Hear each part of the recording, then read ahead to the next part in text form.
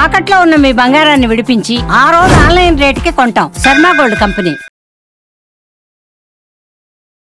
నమస్కారం, welcome to Suman TV. నేను గీతాంజలి. ప్రస్తుతం మనతో పాటు ఇస్కాన్ నుంచి ప్రణవానంద ప్రభుజీ ఉన్నారు. హరే కృష్ణ ప్రభుజీ, ఎలా ఉన్నారు?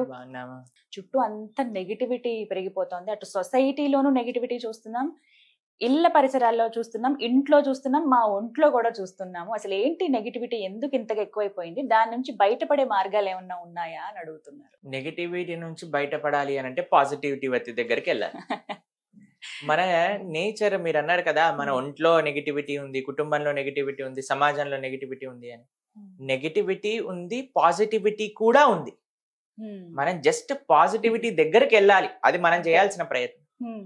మనం ఎలాంటి వాళ్ళ, ఇప్పుడు చూడండి, ఇనుము అయస్కాంతం దగ్గర పెట్టామనుకోండి, అయస్కాంతం యొక్క శక్తి ఇనుముకు వస్తుంది. మీరు ఎప్పుడైనా ఎక్స్పెరిమెంట్ చేస్తారో? చిన్నప్పుడు మా టీచర్ ఈ విషయాన్ని చూపించేది. అయస్కాంతం పైన ఇనుముని బాగా కొద్దిసేపు రాసి ఇంకొక ఇనుము దగ్గర పెట్టామనుకోండి, లాగేస్తుంది. ఇనుము నేచర్ కాదు, కానీ అయస్కాంతం దగ్గర ఉండటం వల్ల ఇనుముకి కూడా ఆ అయస్కాంత శక్తి వచ్చింది. అలానే మనం ఎంత నెగిటివ్ గా ఉన్నా సరే, ఒక పాజిటివిటీ కనెక్ట్ అయిపోయాం అనుకోండి, మనకు కూడా పాజిటివిటీ వస్తుంది. ఈ ప్రపంచంలో అన్నిటికంటే పాజిటివ్ సోర్స్ ఏదైనా ఉంటే అది భగవంతుడే. భగవంతుడి దగ్గరికి ఎంత దగ్గరగా ఉన్నాం అనుకోండి, మనం అంత పాజిటివ్ గా ఉంటాం. మనం ఎంత ఆధ్యాత్మిక మార్గంలో ఉన్నాం అనుకోండి, అంత పాజిటివ్ గా ఉంటాం. ఇది చాలా మందికి తెలియదు. నెగిటివిటీ, బాధలు, డిప్రెషన్, మెంటల్ హెల్త్ అని పాపం బాధపడుతుంది. కానీ దీని అన్నిటికీ ఒక సొల్యూషన్ ఏంటి అని అంటే, పాజిటివ్ గా మన మైండ్ సెట్ ని మార్చుకోవటమే. ఎలా మార్చుకోవటము అనేది మంచి వాళ్ళ యొక్క సాంగత్యంలో ఉండటం, మంచి విశేషములను వినటం. ఇప్పుడు గణపతి ఉత్సవం చేసుకోబోతున్నారు అందరూ కూడా. వినాయకుడిని చూసారనుకోండి, ఫస్ట్ విషయం మనకు కనిపించేది ఆయన పెద్ద పెద్ద చెవులు కనిపిస్తాయి. కరెక్ట్. నోరు కనిపించదు, తొండం కింద ఉంటుంది, కానీ చెవులు మాత్రం కనిపిస్తాయి. మనకి ఈ ప్రపంచంలో గణపతి చెప్పేది ఏంటి అని అంటే, మంచి మాటలు వినడానికి ఎక్కువగా శ్రద్ధని పెట్టు. అందరూ కూడా బడబడ బడబడ మాట్లాడడానికి చాలా ఇంతూజియాస్టిక్ గా ఉంటారు, కానీ వినడానికి ఇంతూజియాస్టిక్ గా ఉంటారు. కాబట్టి ఎంత మనం మంచి విషయాలు వింటామో, మీకు ఒక ప్రిన్సిపల్ చెప్తాను. Good in, good out. Bad in, bad out అనే ప్రిన్సిపల్ ఉంది. మనం లోపల ఏదైతే స్వీకరిస్తామో అది మన నుంచి బయటకు వస్తుంది. నెగిటివిటీ లోపలికి ఉంది. లోపల సపోజ్ మనం అనుకుంటున్నాం, అరే నా లోపల మొత్తం నెగిటివిటీ ఉంది. ఎక్కడి నుంచి వచ్చింది ఈ నెగిటివిటీ? మనం తెచ్చి పెట్టుకున్నాం నెగిటివిటీ. మనం చాలా పాజిటివ్ గా ఉన్నాం. కొంతమంది అంటారు, ప్రభుజీ చాలా పాజిటివిటీ వస్తుంది ఎప్పుడైతే మనం మందిరానికి వెళ్తామో, ఎప్పుడైతే సాధువుల్ని కలుస్తామో. ఎందుకు ఆ పాజిటివిటీ ఇచ్చింది? ఎందుకంటే పాజిటివిటీని తెచ్చుకున్నాం కాబట్టి. మనం కరెంట్ వైర్ ని పట్టుకుంటే ఎలా అయితే కరెంట్ షాక్ కొడుతుందో, భగవంతుని ఎప్పుడైతే పట్టుకుంటే ఆ పాజిటివ్ ఎనర్జీ, ఆధ్యాత్మికత భావనలో ఉండే ఒక ప్రశాంతత. పాజిటివిటీ అంటే ఏం లేదండి, ఎక్కడైతే ధర్మమో అది పాజిటివ్, ఎక్కడైతే అధర్మమో అది నెగిటివ్. కాబట్టి భాగవతంలో ఒక విషయం చెప్పారు, మద్యంపానం శ్రియాసూన యథా అధర్మశ్చ చతుర్విధం. ఎక్కడైతే ఈ 4 వస్తువులు ఉంటాయో అక్కడ తప్పకుండా నెగిటివిటీ ఉంటుంది. మీకు చాలా జాగ్రత్తగా ఈ విషయాన్ని పరిశీలన చేయాలి అందరూ. ఎక్కడైతే ఈ 4 చెడు అలవాట్లు ఉంటాయో, ఏంటి ఆ 4 చెడు అలవాట్లు? ఎక్కడైతే మాదక ద్రవ్యాలను సేవిస్తూ ఉంటారు. చూడండి, మీరు ఒక ఈ ప్రపంచంలో మేము ఎప్పుడూ వెళ్ళలేదు, కానీ విన్నాం, కానీ చూసాం వీడియోస్. కానీ ఎప్పుడైనా మీరు చూడండి, ఎక్కడైనా ఈ డిస్కోటెక్స్ అని, పబ్స్ అని ఉంటాయి చూడండి, అవన్నీ చీకటిగా ఉంటాయి. చాలా మొత్తం అన్ని అంధేరా, మొత్తం చీకటి ఉంటుంది. దాని లోపల ఏవో అక్కడక్కడ లైట్లు వేసి ఉంటారు. ఎందుకు అంటే ఇది తీవ్రమైన తమో గుణానికి చెందిన పని అన్నమాట. మాదక ద్రవ్యాలు సేవించటం, డ్రగ్స్ అని, తర్వాత గుట్కా, మాణిక్ చంద్, తర్వాత మందు తాగటం, ఇవన్నీ కూడా తమో గుణానికి సంబంధించి. అందుకే మీరు చూడండి, ఎవరైనా ఇలాంటి తప్పు పనులు చేసే వాళ్ళ దగ్గరికి మనం వెళ్ళామనుకోండి, వాళ్ళు ఒక స్టేట్ ఆఫ్ వాళ్ళని చూస్తేనే మనకు కూడా ఏంటి అసలు వీడు నార్మల్ గా ఉన్నాడా లేదా అని అనిపిస్తూ ఉంటుంది అనమాట. తాగాక ఎవరైనా చూసారా మీరు ఎప్పుడైనా? చూసానండి. వాడు మైకంలో ఉంటాడు, ఈ లోకంలో ఉండరు అసలు. ఎందుకు అలా ఉంటారంటారు? దాని యొక్క ప్రభావం అనిపిస్తుంది మీకు. మా ఒక స్వామీజీ ఉన్నారు మా ఇస్కాన్ లో, రాధా గోవింద మహారాజ్. ఆయన అంటారు, తుమ్తో భోగ్కో భోగ్నే చలా పర్ భోగి తుమే భోగ్ లియా అని అంటారు. ఆయన ఏమనుకున్నారు, మనం ఏదో ఎంజాయ్మెంట్ కోసం ఒక పని చేయడానికి వెళ్తే ఆ ఎంజాయ్మెంటే మనల్ని తినేసింది అనమాట. అందుకే కదండి ఇప్పుడు తాగేవాడు, అమ్మో నేను తాగకపోతే చచ్చిపోతాను, అడిక్ట్ అయిపోయాడు. అడిక్ట్ అయిపోతాను. మద్యం పానం శ్రియా అసూన, ఎక్కడైతే జూదం ఆడతారు. ఇప్పుడు చూడండి కొంతమంది అయితే ఎప్పుడు చూడండి ఇప్పుడు IPL అని అవి ఇవని ఏది నడుస్తుంది సరే, ఇప్పుడైతే ఎక్కడైనా ఎలక్షన్స్ నడిచినా సరే, ఏదైనా టీవీలో రియాలిటీ షోస్ నడిచినా సరే, ఎవరు గెలుస్తారు అది డబ్బులు పెట్టేసి ఎప్పుడు ఆ టెన్షన్ లో ఉంటారు. మమ్మల్ని కూడా అడుగుతారు, ప్రభుజీ టెన్షన్ ఎక్కువైపోతుంది మేమేం చేస్తాం, ఫస్ట్ ఆ పని ఆపేసి అప్పుడే కదండి. ఇప్పుడు మీకు ఒక విషయం చెప్తానండి, కష్టపడని డబ్బులు ఎప్పుడైనా సరే మనతోటి ఉండవు. ఈజీగా వచ్చిన డబ్బులు ఈజీగా వెళ్ళిపోతాయి. కరెక్ట్. మద్యం పానం శ్రీయాసూన, ఎక్కడైతే ప్రాణి హింస జరుగుతుందో, పశు హింస జరుగుతుందో, ఎప్పుడైతే మన యొక్క సొంత ఇంద్రియ సంతృప్తి కోసం మనం పశువుల్ని ప్రాణుల్ని చంపేస్తాం, ఆ ప్రదేశంలో ఎప్పుడైనా ఆ నెగిటివ్ ఎనర్జీ, ఇప్పుడు చూడండి మీరు ఆలోచన చేయండి, ఒక దగ్గరికి ఎవరైనా చనిపోయారు అనుకోండి, మనం వెళ్ళి రాగానే స్నానం చేసేయండి బట్టలు ఉతికేసేయండి, ఎవరైనా డెడ్ బాడీ వెళ్తుంది అనుకోండి ఇంటి ముందు నుంచి తలుపులు వేసేసి ఆ నెగిటివ్ వైబ్రేషన్స్ వచ్చేస్తాయి అని ఇంత జాగ్రత్తగా చూసుకొని, శ్మశానం ముందు నుంచి వెళ్ళినా సరే కొంతమంది తలు చేసుకుంటూ ఉంటారు, పక్కన నుంచి ఏదైనా డెడ్ బాడీ వెళ్తుందని చాలా అనీజీగా ఫీల్ అయిపోతాం. అరే చిన్నపిల్లలకి అంటారు చూడొద్దు అని. అదే డెడ్ బాడీని మంచిగా నీట్ గా అలంకరణ చేసి ప్లేట్ పైన తీసుకొని తిను అని తినిపించారనుకోండి, అక్కడ డెడ్ బాడీయే, ఇది డెడ్ బాడీయే. ఈ డెడ్ బాడీ అంటేనే ఒక నెగిటివ్ కానిటేషన్ మనం చూస్తాం అనమాట. ఆ నెగిటివ్ ఎనర్జీ, మీరు చనిపోయిన వాళ్ళని చూసారనుకోండి ఎక్కువసేపు ఉండలేరండి, మీరు అక్కడ చూస్తూ ఉండలేరు, చూడలేరు. అవును. కాబట్టి ఆ డెడ్ బాడీస్ ని మనం శరీరంలోకి నింపేసాం అనుకోండి, ఆ నెగిటివ్ ఎనర్జీ అంతా కూడా మనలోకి వచ్చేస్తుంది.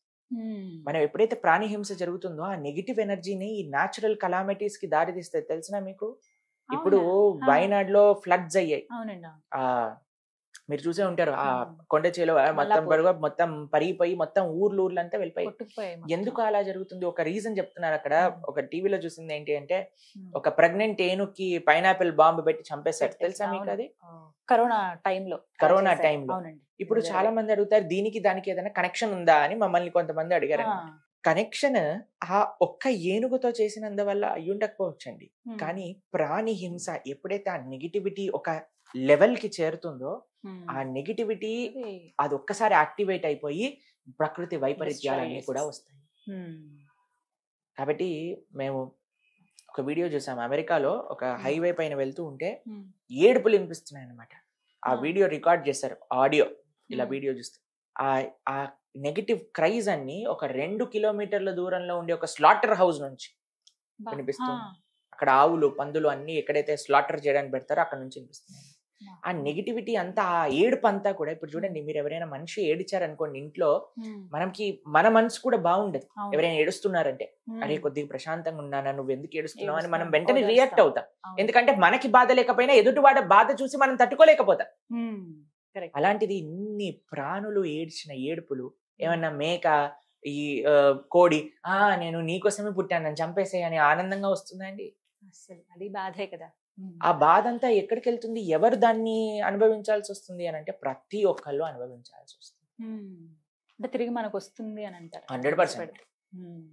కాబట్టి మద్యం, జూదం, ప్రాణిహింస, ఎక్కడైతే అవైధ స్త్రీ పురుష సంఘం జరుగుతుందో మీరు చూస్తున్నారు ఈ ప్రపంచంలో. ఇప్పుడు అందరూ కూడా కోల్కతాలో జరిగిన కేసు గురించి బాధపడుతూ ఉన్నారు. ఇంకా మిగతా ప్రదేశాల్లో కూడా ఈ రోజు నేను చూసాను, మహారాష్ట్రలో జరిగిందట, అక్కడ జరిగిందట, ఇలాంటివన్నీ ఎందుకు జరుగుతున్నాయి? ఎటువైపు మన సమాజం వెళ్తుంది అని చూస్తే, మనం దేన్ని సమాజంలో యాక్సెప్ట్ చేస్తున్నాం, దేన్ని యాక్సెప్ట్ చేయట్లేదు అన్నారు.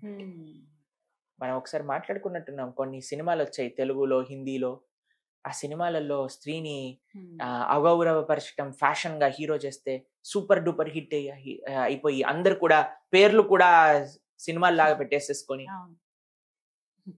అలాంటివన్నీ కూడా మీరు ప్రోత్సహించి ఇలాంటివి అయినప్పుడు బాధపడ్డారనుకోండి, దాంట్లో పొంతన లేదే. మీరు ఎప్పుడైతే ఎక్కడైతే రాంగ్ జరుగుతుంది అని మనం ఎప్పుడైతే ఆపగలుగుతామో, ఎప్పుడైతే ఇలాంటి వాళ్ళని కఠినంగా శిక్షిస్తామో, ఇప్పుడు చూడండి జరిగిన రోజులైంది, శిక్ష వచ్చిందా ఆయనకి? ఇంకా ఎవరు చేశారో ఏంటో ఏం తెలియట్లేదట. ఇంకా రోజుకి ఒక ట్విస్ట్ లాగా ఒక్కొక్కటి తెలుస్తుంది అసలు. ఎంతమంది ఇన్వాల్వ్ అయ్యారు అసలు. ఆ జూనియర్ డాక్టర్ పరిస్థితి చూస్తే అసలు ఎంత దారుణంగా, అసలు రాక్షసులు కూడా అలా చేస్తారా లేదో కూడా మనకు తెలియదు. ఎందుకు ఈ రాక్షసత్వం పెరిగిపోతుంది అని అంటే, ఆ రాక్షసత్వాన్ని మనమే ఇంటర్నెట్ ద్వారా, సినిమాల ద్వారా, సీరియళ్ల ద్వారా ఎక్కిస్తున్నారు జనాలు. అంటే కేవలం అవి చూసే చెడిపోతున్నారు అవే. మరి ఇప్పుడు మీరు చెప్పండి, ఒక పిల్లవాడికి చెడు ఆలోచన ఎలా వస్తుంది చెప్పండి? అవి చూసినప్పుడే. ఒక చిన్న పిల్లవాడు ఉన్నాడండి, మీ అబ్బాయి ఉన్నాడు. ఇప్పుడు ఆయనకి ఏంటి మంచి ఏది చెడు ఎలా తెలుస్తుంది చెప్పండి మీరు? మనం చెప్పే దాన్ని బట్టి. ఓకే, నెక్స్ట్ ఇంకొకటి తను చూస్తాడు, ఏదైనా చూసినప్పుడు దాన్ని బట్టి. ఓకే, తర్వాత ఇవే ఉంటాయి ఇంక. అంతే కదండి. మనం ఏం చూపిస్తాము, మనం మంచి చూపిస్తే మంచి నేర్చుకుంటాడు, ఇది తప్పు అని మనం నేర్పిస్తే తప్పు అంటాడు. అంతే కదా, అదే నేను అంటున్నది. ఇన్ని విషయాలు మనం చెప్తున్నాం, ఇన్ని మంచి విషయాలు చెప్పడానికి ప్రయత్నం చేస్తున్నాం. ఎంత ప్రయత్నం చేస్తున్నాము మంచి విషయాలు, మంచి మార్గంలో ఈ దేశంలో ఉండే యువత వెళ్ళాలని, మంచి మార్గంలో ఈ దేశ భవిష్యత్తులో ఉండే చిన్నపిల్లలు ముందుకెళ్ళాలని, మనం మారి మంచి మార్గంలోకి వెళ్ళాలని. కానీ మేము చేసే ఇన్ని ఎండేవర్స్ కి ఒక్కసారి నీళ్లు పోసేస్తారు.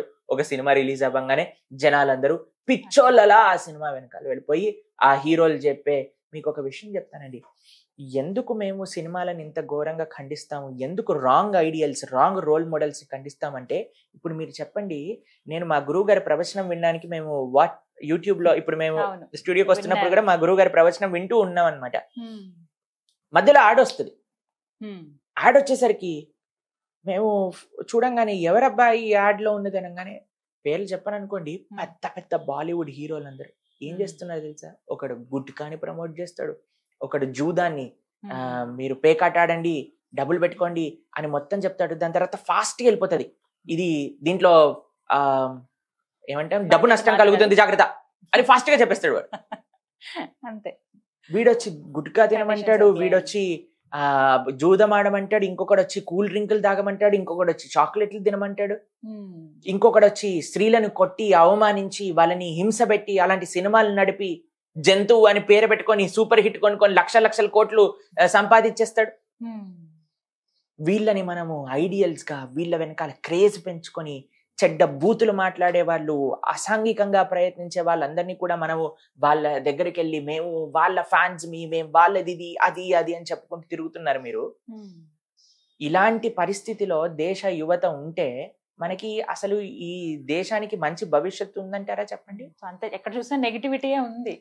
మనకి ఇప్పుడు మా పక్కన ఒక దేశం ఉంది చైనా అని. మీకు ఒక విషయం తెలుసా? ఇన్ని సంవత్సరాలు భారతదేశంలో వచ్చిన ఒలింపిక్ మెడల్స్ ఎన్నైతే ఉన్నాయో వాళ్ళకి ఒక్క ఒలింపిక్స్ లో అన్ని మెడల్స్ వచ్చాయి. మన వాళ్ళు బిగ్ బాస్ అని, ఈ చెత్త అని, ఆ చెత్త అని, వీటి గురించి 24 గంటలు ఫేస్బుక్ లో, ఇన్స్టాగ్రామ్ లో రీల్స్ చూసుకుంటూ వేరే వాళ్ళ జీవితాల్లో ఏం జరుగుతుందని, ఈ హీరో ఏం చేస్తున్నాడు, ఆ హీరో ఏం చేస్తుంది, ఈ హీరోయిన్ ఏం చేస్తుంది, ఆ హీరోయిన్ ఏం చేస్తుందని మొత్తం కూడా పాశ్చాత్య దేశాన్ని వెనకాలకి వెళ్ళి మన గోతే మనం తవ్వుకొని దాంట్లో పడిపోతున్నాం. ఇలాంటి పరిస్థితి ఉన్నప్పుడు మనకి ఎక్కడండి ఇంకా నెగిటివిటీ ఉందని బాధపడి మీరే కొని తెచ్చుకుంటున్నారు నెగిటివిటీ. మరి ఉన్నాయి వీటన్నిటిని పక్కన పెట్టాలంటే దేవుని చేరుకోవడం ఒకటే మార్గమా? కాదండి, మీకు ఒక విషయం చెప్తాను. ప్రశాంతంగా బ్రతకాలి అనుకుంటున్నారా లేదా? తెలిసి ఇందులో విషం ఉంది, కొద్దిగా విషం తాగండి కొద్దిగా బాగుంది అని అంటే మీకు దాహం వేస్తుంది, ఈ విషం తీసుకోండి దాహం తీరిపోతుంది అని అంటే మీరు తాగుతారా? అస్సలు. పర్వాలేదు, నాకు దాహం తీరకపోయినా పర్వాలేదు, నేను ఒక గంట సేపు అయినా వెయిట్ చేస్తాను, నేను నీళ్ళు వచ్చినప్పుడే తాగుతానంటారా? మరి మీరు బ్రతకాలి, మీరు ఆనందంగా ఉండాలి అంటే దీన్ని పక్కన పెట్టాల్సిందే. ఇది ఎంటర్టైన్మెంట్ అనుకోవటం అది మనం చేసే తప్పు. కానీ ఒక సేవలో ఒక ఆనందం ఉన్నది, ఒక ఆరాధనలో ఒక ఆనందం ఉన్నది, మంచిగా బ్రతకటంలో విలువలతో ఒక ఆనందం ఉన్నది అని తెలిస్తే కదా, ఎప్పుడైతే ఈ విషయాలని ఆపితే కదా ఆ విషయాలు తెలిసేది మనకి.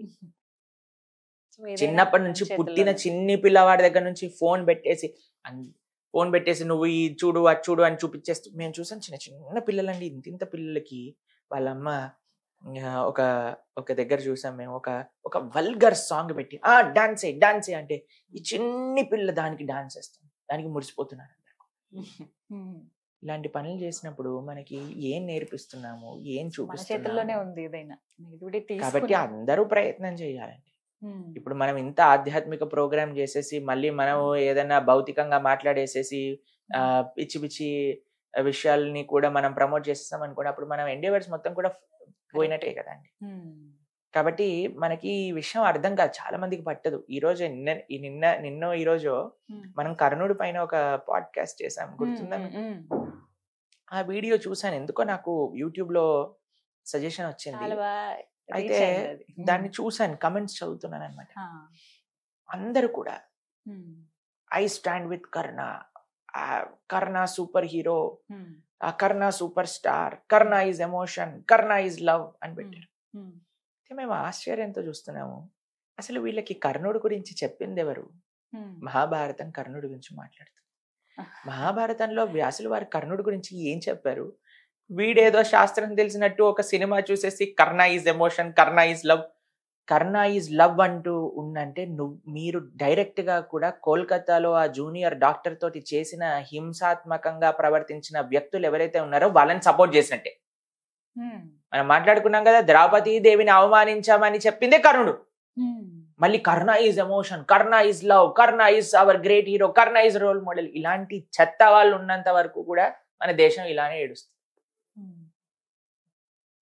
అందుకే మనం ఎందుకు మాకు ఈ బాధ, ఒకటే ఒక బాధ ఉంటుంది మాకు, ఈ దేశ యువత తప్పుడు మార్గంలో వెళ్ళిపోతున్నారు. ఈ దేశ యువతకి మంచి మార్గం చెప్పే వాళ్ళు తక్కువ అవుతున్నారు. మంచి మార్గం చెప్తున్నా సరే వినేవాళ్ళు ఎంతమంది? ఎంత ప్రయత్నం చేస్తున్నాం, మా జీవితం అంతా కూడా భగవద్ ధర్మ మార్గంలోకి సమర్పణ చేసి మేము ఈ రోజు మాట్లాడుతున్నాం అంటే ఏది కూడా మాకు రిటర్న్ అవసరం లేదండి. ఎప్పుడైనా మేము ఏదైనా ఆశించామా? అసలు ఒకటే ఒక విషయం, మా ఆశయం ఏంటి అని అంటే, ఎవరైనా పిల్లలు విని వాళ్ళకి మంచి విషయాలు తెలుసుకుంటారేమో అనే భావన. కాబట్టి ఎంత వరకైతే మన సమాజం ఈ కట్టుబాటులో ఉండదో, మనము మంచి వ్యక్తుల దగ్గర నుంచి మంచి విషయాలు, ఏవైతే శాస్త్రీయమైన విషయాలు వాటిని మేము వింటాము అని సంకల్పం చేసుకోదో, అప్పటి వరకు నెగిటివిటీ అనేది ఉంటుంది. ఆ నెగిటివిటీ అనేది పెరుగుతుంది. మీ చాయిస్ మీ చేతుల్లో ఉంది, మీ పిల్లల చేతుల్లో ఉంది. మీరు ఎలా పిల్లల్ని పెంచుతుందో ఉంది. మనకి పాజిటివ్ ఆప్షన్స్ ఉన్నాయి, నెగిటివ్ ఆప్షన్స్ ఉన్నాయి. మనం ఏం చూస్ చేస్తామో దాన్ని బట్టి అదే ఫ్యూచర్ ఉంటుంది. చక్కగా వివరించారు ప్రభుజీ. హరే కృష్ణ. హరే కృష్ణ.